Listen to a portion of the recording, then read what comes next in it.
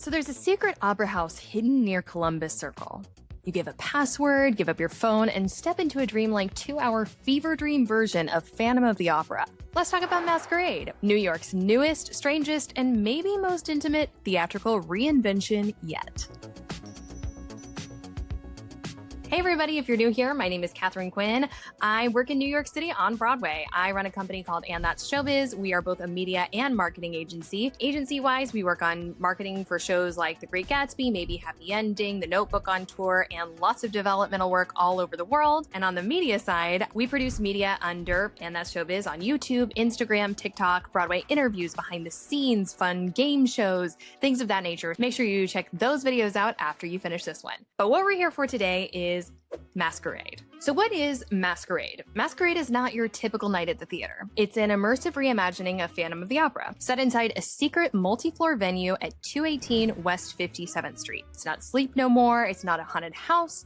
It's something between a guided musical, a party, a very couture glam party, and a fever dream with a soundtrack by Andrew Lloyd Webber. Predominantly, it does not have live music. There is a violinist who sort of tracks with the show in certain scenes, but you are hearing live vocals from the cast in front of you. This production is featuring a rotating principal cast. So essentially, no two guests are going to have exactly the same show, and you don't know which Phantom and Christine it is that you're going to get. Okay, what we need to know. Do you need to wear a mask? They will provide a mask for you if you don't bring your own mask, but you are encouraged to bring a black, white, or silver mask. It has to be worn at all times during the performance. While we're on the topic of attire, you are also encouraged to dress the part. The website says, "The night demands extravagant attire. We celebrate the Phantom's return with festive dress. Black, white, or silver only. Formal or cocktail attire is required. Stilettos are forbidden. Wear shoes and clothing you can move in." Most accounts of this show will recommend that you, if you're gonna wear a heel, that they are platforms.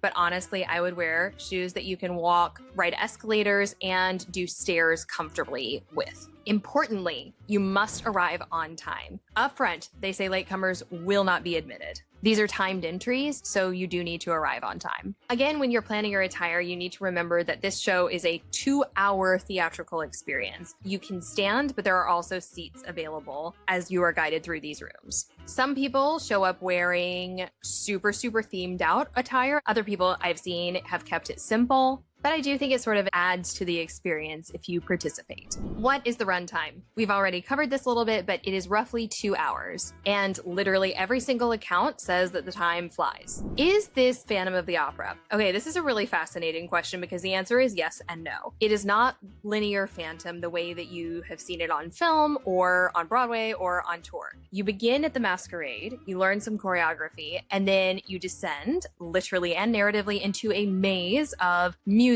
and betrayal and illusions. There is a gondola and a chandelier, and we're not going to spoil too much else. But I don't think that you need to know Phantom to enjoy it. I think that it helps, but I don't think it's mandatory. Some plot points are definitely truncated, but you're going to have a wonderful experience regardless. What makes this experience different? You are in small groups for this experience, led room by room. As of the time of filming this video, we're still in previews, and I've seen accounts where there's 15 to 30 people in a group, or 30 to 50. In any case, if you're sitting in a Broadway house, there can be up to, 1,800 people present in that space with you, or 1,749. You are going to see Broadway talent mere feet from you. So there's literally not a bad seat in the house, which is pretty unique and is reflected in the price of tickets. As I stated earlier, the cast changes depending on your time slot, so there are multiple Phantoms and Christines running at once, and it's designed so that no two groups have the same performance. Again, there is no orchestra, most of the music is piped in,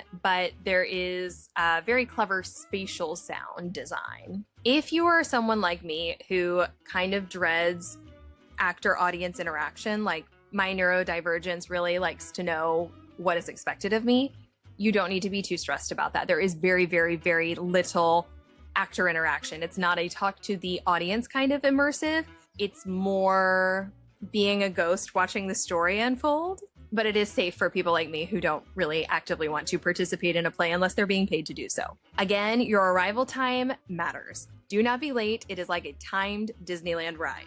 Your phone is going to be taped over and everything else goes into coat check. So if you are carrying a bunch of stuff. You will not have to worry about toting it around with you. Let's talk about accessibility. If you are worried about mobility, there is an ADA version of the track, and I have not experienced this track, but I have friends who have experienced it and said that it is very well thought out. You can't take photos inside, but there is a bar and merch area after the experience, exit through the gift shop, where you can take some photos. Age limits. Okay, so matinees are 16 and up, and evenings are 21 and up. So this is an adults only experience, or teens and up, and there is a bar. This production to me is kind of a miracle that it even exists. I have to be so honest, I have no idea what the capitalization was, but somebody said $70 million, and honestly, I would not be surprised. They are saying that this is a limited run through October 19th. I can't imagine that that is anything other than a really lovely tool for marketing, because they will need to run this for a very, very, very long time for it to recoup its investment. And I think this is so cool, and I love that it's happened. We have not even addressed the fact that this is Diane Paulus' direction. Diane Paulus is the artistic director of ART. I cannot fathom doing this and that simultaneously, and also directed the Tony Award-winning revival of Hair and Porgy and Bess, and also the 2013 revival of Pippin, among many, many, many, many other shows. At any rate, I am very excited that this exists. I'm very excited about this experience, and I'm curious, do you already have tickets? Are you here because you're considering purchasing tickets, but you're not sure whether or not you want to go? I would love to know what you think of this, or if you've already gone to Masquerade, please leave a comment and let me know what your experience was like. I'm so excited about this, and I would love to hear your thoughts. If you have any other questions, as always, leave them down in the comment section. I do my best to answer as many as humanly possible. Thank you so much for watching this video. Like, comment, subscribe. It genuinely is helpful to me as a YouTube creator, letting the algorithm know what wonderful people to push these videos out to, people just like you. Thank you so much for being here, and I'll see you in the comment section. Bye, friends.